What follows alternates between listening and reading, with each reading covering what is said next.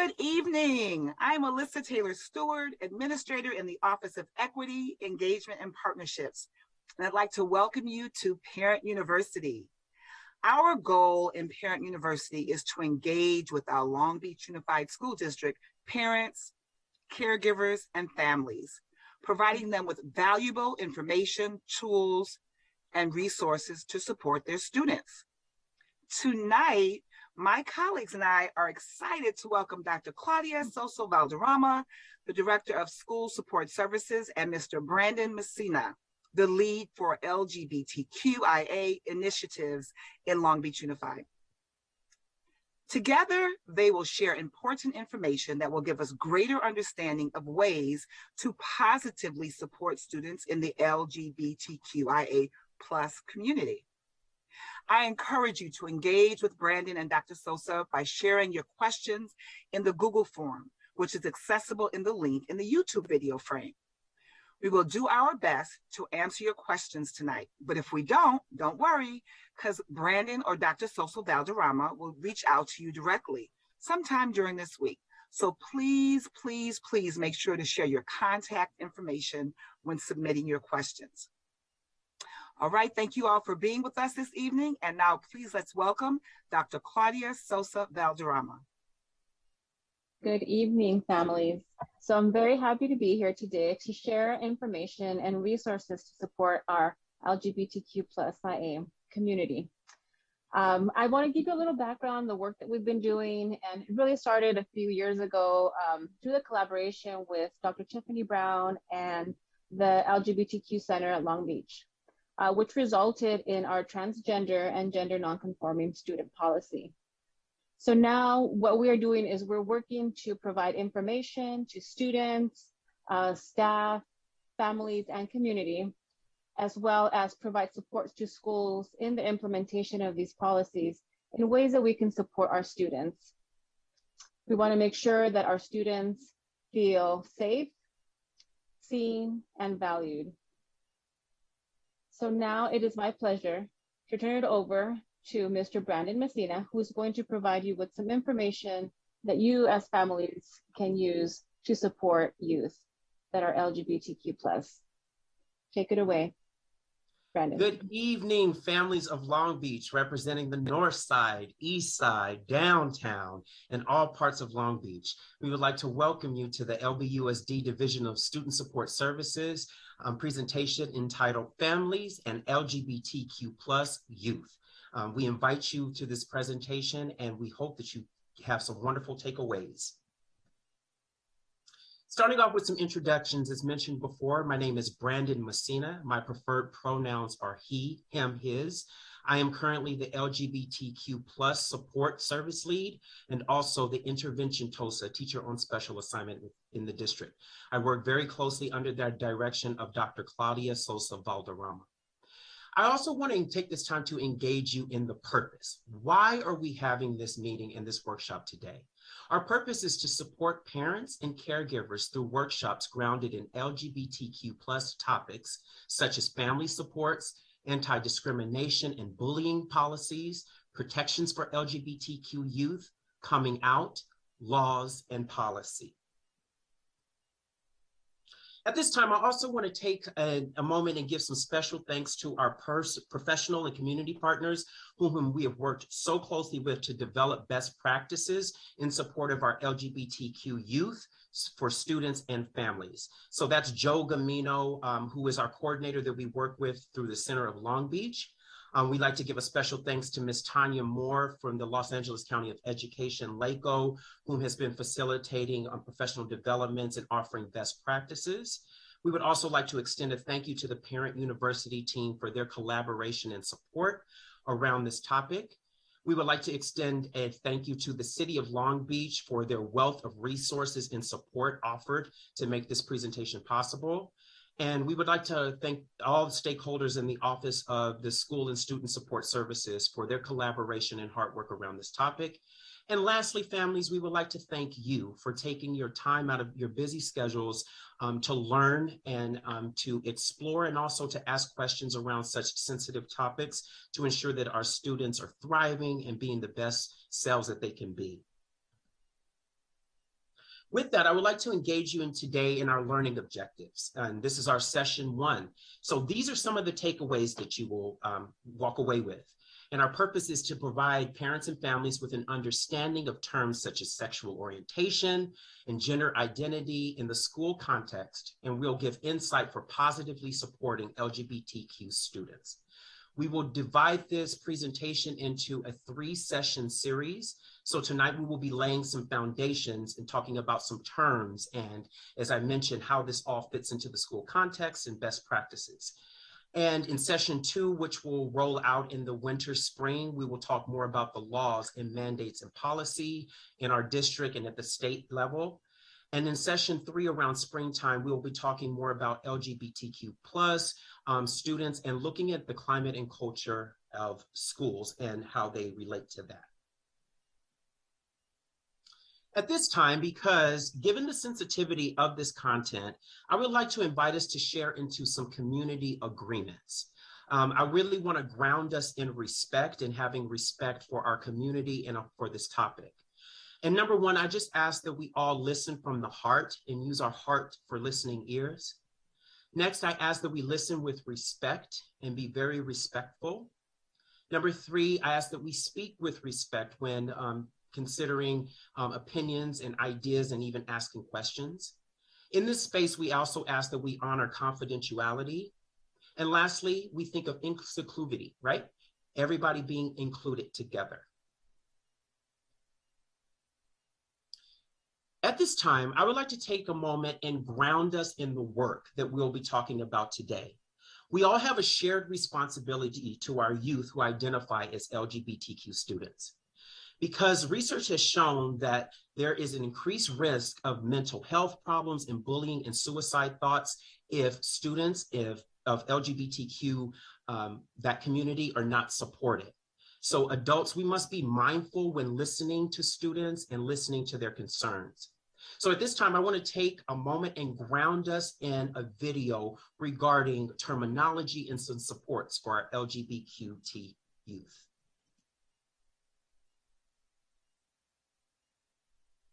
So I've got my essay written, and I've been working on it for about a week. So now I'm going to show you how I use Grammarly to edit.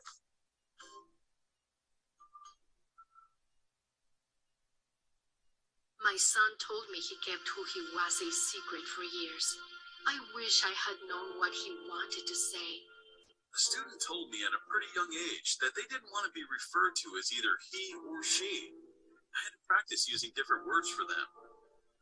When she was a young adult and told me that she had feelings for another girl, she said she always knew this, but was afraid to talk about it.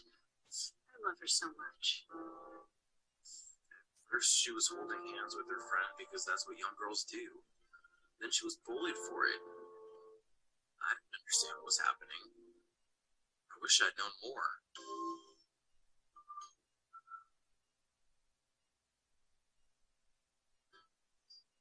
These are the voices of adults who care about young people who identify as LGBTQ. LGBTQ stands for lesbian, gay, bisexual, transgender, or queer questioning.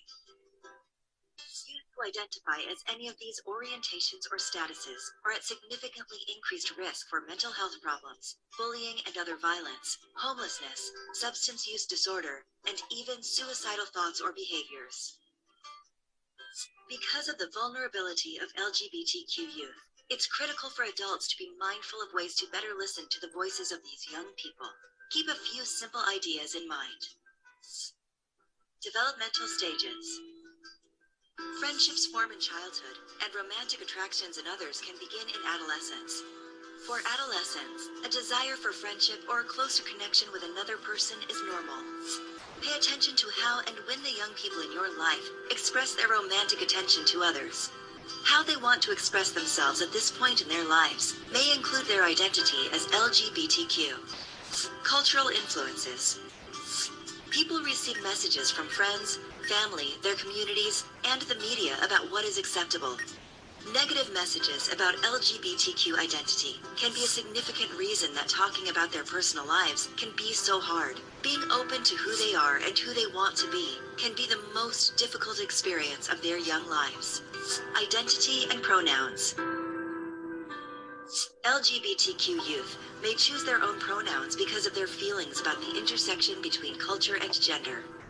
Many have chosen to use non-gendered pronouns, such as they or their, in order to avoid using gender identifiers, she, her, or he, him. Their choices should be respected and practiced by others, as it is a language shift that is important to a young person. Biology. LGBTQ youth will often discuss how their biological influences affect who they are attracted to and how they want to live their lives. These influences impact decisions about friendships, partners, social circles, clothes, and where and how they want to live their lives as adults. All of these factors are dealt with carefully and cautiously. Biology plays an important role for a person who may identify as LGBTQ.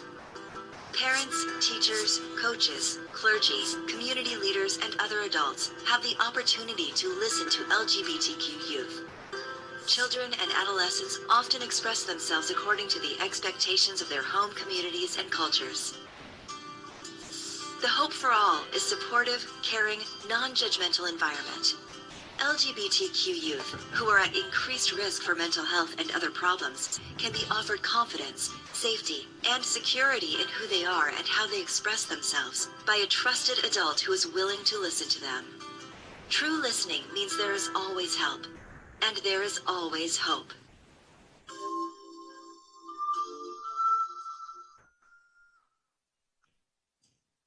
So thank you so much for engaging in that video. I really wanted us to ground in the fact and the point that our LGBTQ students need a tremendous amount of support. We know that society and troubles that go on in adolescence tend to impact them at a greater rate and much more negatively. So it's very important, both as stakeholders, teachers, educators, parents, and families of LGBTQ youth, that we are there to listen and support as much as possible. Some of the very first steps that we need to take when learning about LGBTQ supports is first learning the language. And a general understanding of the most common definitions associated with sexual orientation, gender identity, and expression is known as SOGI. It's a new acronym recently coined. It's important in order to effectively provide safe and supportive learning environment for all students. So we're going to dig a little bit deeper and go into more of an understanding of what SOGI is. Some facts about it. Everyone has a sexual orientation, right? That's who we are attracted to. Every person is born with a gender identity, right? A gender that they choose to identify. And lastly, everyone is born with a gender expression, how you choose to express that identity. Please keep in mind that each person's journey of self-awareness and expression is unique and individualized according to their culture, environment, and their upbringing and experiences. So this diagram here, this is not an exhaustive list of identities, but please note that there are many more identities. SOGI may be broken down into 3 classifications. So as you can see here, the first classification we have is sexual orientation. And under that, we have such categories as lesbian, heterosexual, gay, or bisexual. The second classification we have is gender identity. More specifically, under that umbrella, we have binary, non-binary, and what we call ungendered. More specifically, we talk about transgender in that area. We talk about two-spirit. We talk about agender and genderless. The last classification that we'll discuss is gender identity, how that gender is being expressed, whether it be expressed in a masculine way, an androgynous way, or a feminine way. And the bottom portion, as you can see, queer. Now, queer used to be a term that was derogatory in the LGBTQ community. But in most recent years, the LGBTQ community has reclaimed that term to a more positive term and really keeping the umbrella of sexual orientation, gender identity, and gender expression under that to support everyone. Looking at a glossary of terms, this is a SOGI glossary of terms. First, sexual orientation. That describes how a person is sexually and romantically attracted to others. That's who we choose to be attracted to. Next, gender identity. That's one's innermost concept of self as male, female, a blend of both or neither. Identities typically fall into binary, non-binary, or ungendered. One's gender identity could be the same or different from their sex assigned at birth.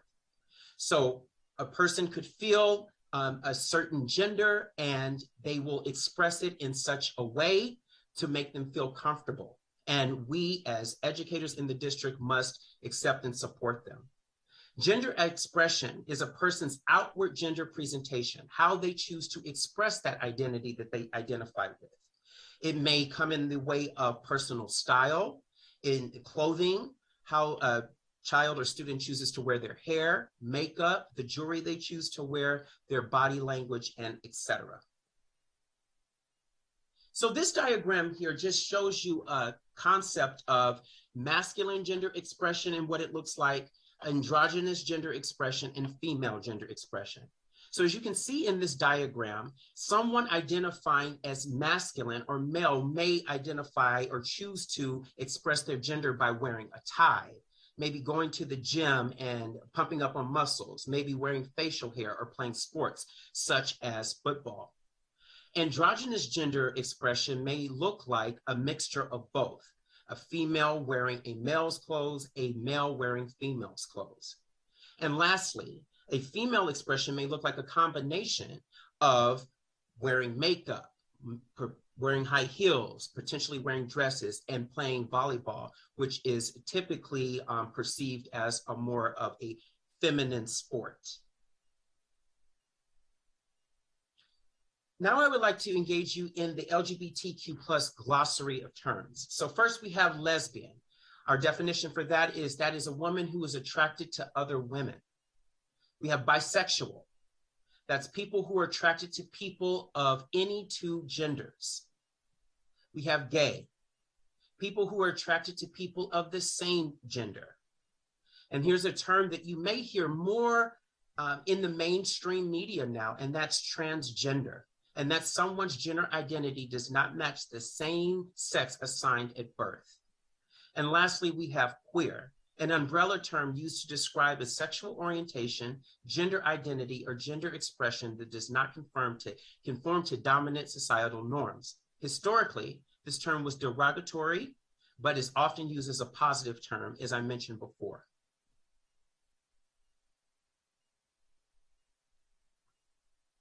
Some of the newer terms that you will hear about in this three-part session of our LGBTQ student supports is pansexual. Now, this term is relatively new and it refers to a person who is emotionally and or physically attracted to people, regardless of their gender identity and or sexual orientation. So to put it in simple terms, they are simply attracted to people and their emotions and not necessarily gender. The next newer term that you will hear is intersex. Many people have used this term in the past using it as hermaphrodite, which is no longer appropriate. We now use intersex. And that refers to a person who was born with a variety of differences in their sexual traits and reproductive anatomy. There are a wide variety of variations that include genitalia, chromosomes, internal sex organs, hormone production, hormone response, and or secondary sex traits. Our next newer term that we'll talk about is two-spirit. That describes Native and Indigenous people to indicate they have both a masculine and female spirit. And there is an author by the name of Eli Green who is leading the work right now in this, and we can share some of those resources with you. And lastly, some of the newer term that you will hear is cisgender. And that term refers to someone who exclusively identifies as their sex assigned at birth. So to give you an example of what we call cisgender, if we look at that prefix, CIS, that means on the same side of. That means someone's gender identity matches the sex assigned at birth. So I use Jason Moana as an example. For what we know, all assuming he is a heterosexual man who identifies as being male. So using him as an example, Jason Moana was born assigned male at birth. Using the arrow going across on the same side of, he identifies as a man. If it were female, it would be assigned female at birth and identifies a female as an adult. Next term that we'll talk about is transgender. If you look at that prefix, T-R-A-N-S, that means across. That means someone's gender identity does not match the sex assigned at birth. As you can see as an example, I've created an arrow going across, as you can see. Assigned female at birth, the arrow goes across, now identifies as a man. To the opposite, assigned male at birth would identify as female. That is a definition of transgender. To go over some data and some results from a school climate survey given by GLSEN, and GLSEN is the Gay and Lesbian Student Education Network. They are nationally recognized, and they are tasked with supporting schools, culture and climate, parents and families, and also educators in support of LGBTQ rights, policy, curriculum, learning, safety, and all things that keep them included in society. So I just want to go and share some data with you from the 2019 School Climate Survey. So in 2019, only 24% of LGBTQ plus youth can definitely be themselves as an LGBTQ person at home. So that's reporting that only 20% can say that they can be themselves at home with their family. The survey also gave us the data that only 25% of LGBTQ plus youth have families who show support for them by getting involved in a larger LGBTQ plus and ally community. So only 25% have reported having parents and family members that will step up to be allies and to join support groups for them. 48% of LGBTQ plus youth out there said that their families feel bad about them being LGBTQ plus. 67% of LGBTQ plus youth hear their families make negative comments about LGBTQ plus people. 78% of youth not out to their parents as LGBTQ plus hear their families make negative comments about LGBTQ people. And trans youth are over 2 times more likely to be taunted or mocked by their family of LGBTQ if they identify. So this is some data to give you a background of what students that identify as LGBTQ plus are reporting in their family structures and some of the difficulties that they're facing. And it's essentially their identity and being accepted for who they are and what they identify as. I also pulled out from that survey some quotes from some students to hear some student voices about how they were feeling. And one of the students reported, being in the closet as a trans non-binary, I'm always scared of my parents finding out or others not accepting me, or maybe not even using my preferred pronouns. So as you can see, the student is exhibiting real fear about not being accepted and about using their preferred pronouns. Next quote, if my parents found out that I'm gay, I would be disowned and kicked out. And for a great number of our LGBTQ plus students, this is a reality that by coming out to their families, they would be disowned or asked to leave the home. Our next quote says, I'm not out to my parents for safety reasons. If they found out I was gay, they would kick me out and force me into therapy. And that also happens for many of our LGBTQ youth and parents that need support. They often will push students and families into therapy.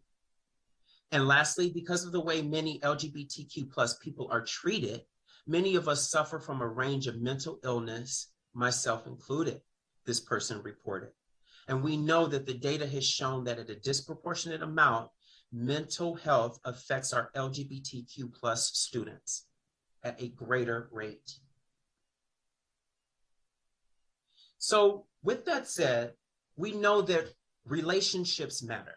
And studies have shown us that queer adolescent relationships with their parents are highly charged and conflicted, particularly around the time of disclosure of sexual identity or coming out, or when parents learn that their child or children are LGBTQ+. So what many students have reported facing is living their lives knowing that they are LGBTQ+ and not having the courage or the support to come out to their parents. And when they do, they find it very conflicted because the parents have not accepted or the families have not accepted.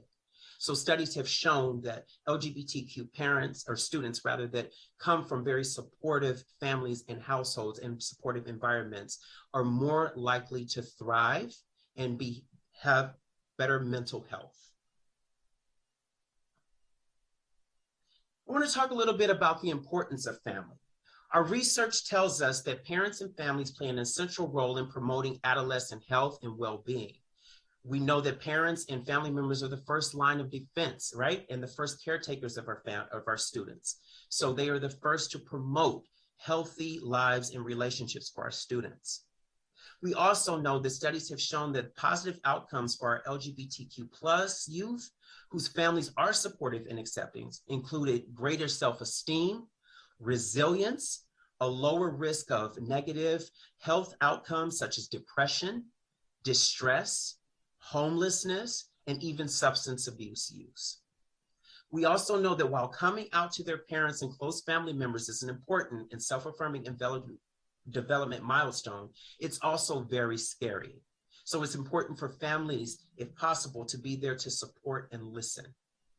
And lastly, it's also important to keep in mind that many LGBTQ+ youth report coming out or being outed or being found out being gay by their families extremely stressful because they haven't had the opportunity to own the circumstance and the situation and come out appropriately to their families. Rather, they have been outed and have caused stressful situations. So the families being there to support and uplift the student can be very, very helpful in preventing some of the stressful factors that may happen.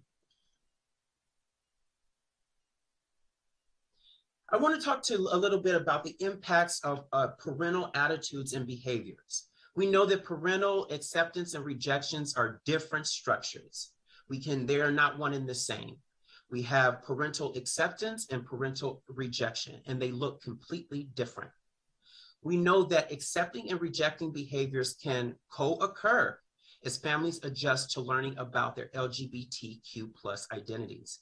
And what that means is a parent or a family can be accepting of a child's gender identity, but may not be necessarily accepting of who they choose to be attracted to, or who they choose to be friends with, or who they choose to engage in a support group with.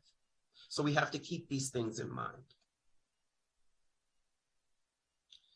I want to talk a little bit about the impact of family rejection. Our research has shown that parental rejection behaviors during adolescence can lead to illegal drug use, depression, attempted suicide, and sexual health risk by the LGBT+ young youth adults. So we know that the families are the first line of defense, and we know that the families are the first line of support. And our research has shown that the impact of the families not being there to support can also cause the LGBTQ youth to turn to other means of support that may not be as healthy. Some rejecting behaviors include, but not exclusively to this, are hitting, slapping, or physically hurting a child because of LGBTQ+ identity, verbal harassment or name calling because the child's LGBTQ+ identity, excluding LGBTQ+ youth from family events or activities, blocking access to LGBTQ friends, events, resources, and other support groups that may help the child. Perhaps blaming a child for discrimination against them for being LGBTQ+ in school. So in other words, if a student is having a a situation in school where another student is bullying him, perhaps a parent blaming the LGBTQ plus student for that bullying happening. Also, pressuring child to be more or less masculine or feminine can be very rejecting and also very harmful. Telling a child that God will punish you for being queer is also a form of rejection. And telling a child that they will shame the family is also a form of rejection. And lastly, making the child keep their LGBTQ plus identity a secret is also a form of rejection and can also lead to very harmful, disruptive behaviors in the lives of our LGBTQ youth. With that, we'll talk about a little bit about the impact of family acceptance. Our research has shown us that increased levels of family acceptance of our LGBTQ youth will increase self-esteem, social support, and all-around general health, and help to affirm confidence and resilience in the student. And students are less likely to be afflicted with depression, substance abuse, and suicidal ideation and attempts. Accepting behaviors include talking to your child about LGBTQ plus identity, right? And their self-identity. Expressing affection and acceptance when your child comes to you or comes to a family member expressing that they are a part of the LGBTQ plus community. Supporting your child's LGBTQ plus identity despite of the feelings or discomfort. Advocating for your child when they are mistreated because of the LGBTQ plus and their identity. Making sure that you are in school if there are incidents of discrimination or bullying or harassment. Requiring that other family members accept the LGBTQ child. Bringing the child to LGBTQ plus organizations or events to help them network and also to help them gather resources and feel included. And then lastly, another accepting behavior of a family is connecting the child with LGBTQ plus adult role models to show options for the future.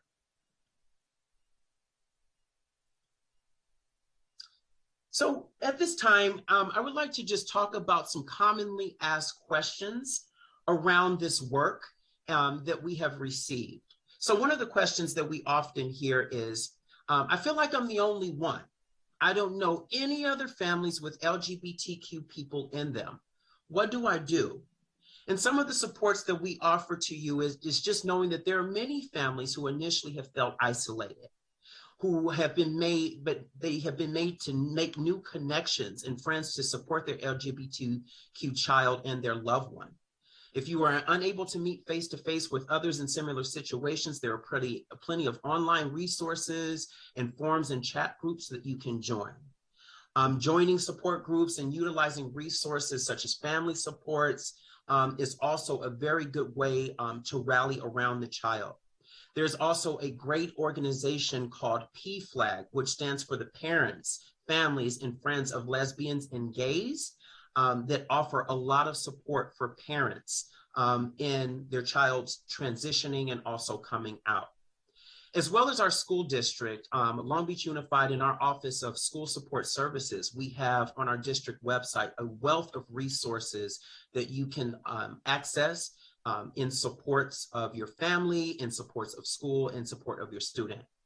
And then always be mindful about when you are expressing concerns, or if you want to contact the school to get support, that you're keeping your child's confidentiality also at the forefront, because it's very important to keep them safe.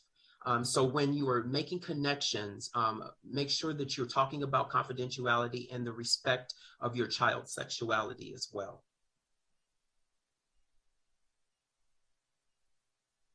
Another question that we also get front loaded with is, did I do something wrong?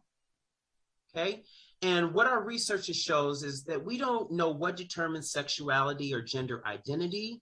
We do know that sexual orientation and gender identity are raised in all types of families and all types of societies and all types of culture.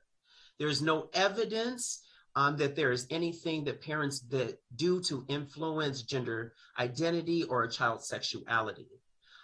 Try to remember that, that this is not wrong or abnormal for your child to be attracted to someone of the same sex.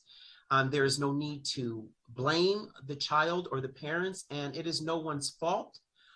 We have to just keep those things in mind. And we also have to remember that our students in Long Beach Unified and everywhere really come to school with assets and many gifts. And we strongly encourage all stakeholders to look at all of our students in our Long Beach Unified School District and what they bring into our school as assets, from their language, from their cultures, from their sexual identity, their sexual orientation. They all bring that for the greater good of celebrating diversity and being inclusive. So we should always try to view it from an assets lens, that it's something good that they're bringing in that we all can learn from. Our next question: I'm struggling to come with terms with my child's sexuality. Does this make me a bad parent? A couple of things we want you to remember, and remember that your child or your loved one is the same person they were before they told you. And they also need to know that. While it may take you some time to get your emotions settled, it's important to remain supportive and close to your loved one as much as possible. And it's also encouraging to let them know that you were there to listen, especially as parents, because coming out and this experience can also be very, very stressful for them. So being a good ear to listen, I think, is a very good first step to take. Some of the ways parents and families can continue to show support for our LGBTQ+ students is let them know that they are seen, let them know that they are heard, let them know that they are valued. Again, as I previously mentioned, our students come with various backgrounds and they should all be seen as assets. And so with that, we should be encouraging our students to be who they are and thrive in that. Next, we need to encourage conversations about experiences and feelings. So talking to students that have come out about their experiences at school and paying attention to signs of bullying and things like that, to making sure that they're being safe and included in the learning environment. Learn the facts about SOGI, about sexual orientation, about gender identity, about gender expression. Remain involved at your school site. If possible, if you can, become a VIP on campus to see what's going on. Ask questions to your administrators about what is being taught in the curriculum. Is it inclusive, right? Is it equitable, right? Look out for signs of bullying. Have conversations with LGBTQ youth about their day-to-day interactions, about how they move on campus, right? Who are the safe people to go to? Who are the allies on campus? Keeping the conversations open, and then keeping the eye out for the discrimination and bullying. And then make an effort to establish strong relationships, right? Because we know that with relationships comes trust. It's very important that as adults, we listen. We listen to our LGBTQ youth and their very unique experiences. And then also be patient, because we also know that they are going through a great deal internally, and we must be patient with their experiences and the whole process that they're going through. And lastly, we also must recognize that we will make mistakes. For many of us, this is brand new information. And for some of us, this is information that we have possibly heard and been exposed to, but not so much in depth. So we are going to make mistakes along the way, but we must keep in mind and have a willingness to do better and learn from those mistakes, and making sure that we're not repeating them and we're being respectful. And at this time, GLAAD, which is the Gay and Lesbian Alliance Against Defamation, has put together a very comprehensive list of resources that I would like to share with you. And we'll also share in the presentation, and I'll sort of go through them. So as I mentioned, GLAAD is the Gay and Lesbian Alliance Against Defamation. And in this resource list, they put together political resources. So if you need more information about human rights and policy at the federal level, you can click on some of the links there. We also have some information about bisexuality and some of the issues and rights concerning bisexuality. Next, we have youth that are LGBTQ and the wealth of resources there for them. We have the Gay, Lesbian, Straight Education, GLSEN, that alliance. We have the Gay Straight Alliance Network. We have the LGBTQ plus Student Resources and Support. We have the Point Foundation, which supports our LGBTQ youth in safety and getting adjusted on campus. We have our Safe School Coalitions and the Trevor Project. Also, if you have family members that you know that are part of the military and also a part of the LGBTQ community, they have compiled resources and supports there. And lastly, for our transgender students and family members, for our aging adults, and lastly, our legal and general information around supports for our LGBTQ students.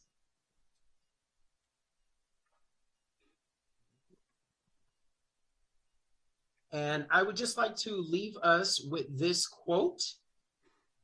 And I want us to think about this, that happiness can exist only in acceptance. So I want us to think about this as we walk away from this presentation, that many of our LGBTQ youth right now are striving to simply be accepted and to be seen, heard, and valued. And by doing that little bit of accepting them and inviting them in and showing them that they matter, that can lend to their overall happiness and well-being. And at this time, I thank you so very much for your time and your consideration. Are there any questions?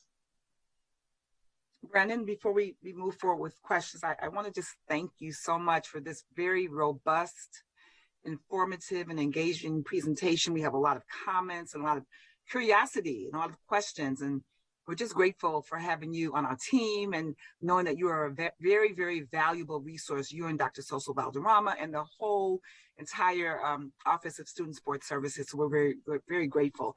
I want to remind our families in YouTube land that this video will be available on our YouTube, LBUSD YouTube station. It is live streamed, but it will be available later for you to watch whenever you feel like it, when you're washing clothes or cooking or whatever you're doing. Some parents are saying, I need to see this over and over again. And so it's going to be available to you. It's going to be available in both Spanish and Khmer, as well as English. And Mr. Messina's slide deck and all of the resources will be available on our Parent University Canvas page, that you can access our Canvas page through the district's website. So you go to P for Parent University, you'll see a big button that says Parent University, click here, Canvas page. So all these slides and the resources will be available. But if all else fails, please feel free to email me, Alyssa Taylor Stewart, at etaylor@lbschools.net or bmessina@lbschools.net. So you have a lot of ways to get information. So we'll get started with the questions. First, as a comment, wow, so many terms. I had no idea, but I heard some of them from my high schooler. Thank you. So, you're welcome. Thank you. Yes. Someone wants to know what specifically LBUSD is doing to protect transgender students beyond just saying they support them, and have all staff, not just teachers, been trained on this issue? And I don't know if Dr. Sosa wants to help with this question, but we're asking about PD and what we're doing specifically. Yes, so we have been engaging in training with our schools for several years now, since Dr. Brown started with the work, and then Dr. Aaron Simon also continued it. I know last year we did several trainings for both teachers and administrators. This year we are kind of upping up the ante, And we are putting out the training like we're doing now for staff, but also offering individual schools training with their staff and their faculty meetings. We have included a lot more resources for our students. And then we're working really closely with our high school wellness centers and our middle schools to support our students. So yes, we are providing, we have our transgender and our gender nonconforming student policy that really outlines a process for the schools that they would have to engage in to make sure that the students are safe and that their rights are being respected. And we're also including that information on our website. So parents and students have that available as well. So they need to advocate for themselves or for their students. They have that information and they're always welcome to contact me or Mr. Messina, and we can assist and support as needed. Thank you for that. Brandon, do you want to add anything else to that response? No, Dr. Sosa, that was a very comprehensive answer. Yes, we are in the midst right now of reaching out to a lot of the middle schools we have lined up for winter and springtime. And we will be doing professional developments and working with the school staff. So very exciting work. Now, I'd like to add, we're really excited that this presentation is not a one-off. Brandon will be with us from now on. He's part of our family, and he will have some more future workshops and hopefully some in person come springtime. So we will be having some follow-up engagements. Additionally, this link is being shared with all of our level offices and will be accessible not only to our families and parents and caregivers, but also to our staff and teachers and staff. So this information will be shared very widely. One of our faculty members commented, made a similar comment. They're in the LGBTQIA community and they want to make sure that their colleagues have this information. So hopefully that answers that as well. Someone else asked, is there someone I can talk to further if I need support as a parent in the district? And yes, that I will just answer that we have Dr. Sosa Valderrama, Mr. Messina, and you can reach out to either of them for further support. Are LGBTQIA students still 4 times more likely to consider suicide? Research has shown both from the GLSEN report from the Gay and Lesbian Straight Education Network, as well as from the Human Rights Campaign, just recently put out a study saying, yes, it's impacting them much more negatively and heavily, just due to around the lack of acceptance. So it's very important that, we're having these professional developments and we're also training teachers and staff around these best practices to help support the students and help them feel included as much as possible to avoid them, feeling negative or even withdrawn. But yes, the data is showing that it's having a much negative effect. Even the pandemic has had a much greater effect on our LGBTQ plus students because a group that was already very marginalized, the pandemic has pushed them more towards the margin. So yeah, the studies have proven that. Thank you, Brandon. Sure. Another participant would like to know, are there any specific district-sponsored ongoing parent support groups yet or forthcoming? We don't currently have a parent sponsored support group. I'm sorry, a district sponsored support group district wide. Our high school wellness centers are going to be providing parent groups and parent workshops. So that is probably an opportunity for us to expand the work even further. Did you want to add anything, Brandon? No, you're absolutely right, Doctor. Thank you. Mm-hmm. Another participant would like to know, how can I support my niece if she's not out to her parents yet? I worry she won't be supported by her parents. The best thing that advice and support that I could give that is to just be a listener and try as possible to support the child, let the child know that you were there for them, that you will be an ally for them. I would also highly encourage you to really research about allyship and really what that looks like, because you could also be a part of that coming out process, because it seems like from what you're saying, you're someone that she can trust and that she opens up to. So I think being of support for her, learning about allyship and laying that foundation, then you will eventually be another support to help her come out to her parents. But listening and being there is honestly the first step. And if I can just add, I know sometimes we want to, be supportive, and in doing that, we want to kind of help them out by telling other people, so that, and I would just discourage you to do that until the student is ready, because you don't want to out them before they are ready. So like Brandon said, just to be a listener, start with that, and making sure that they know that you accept them and support them. Thank you.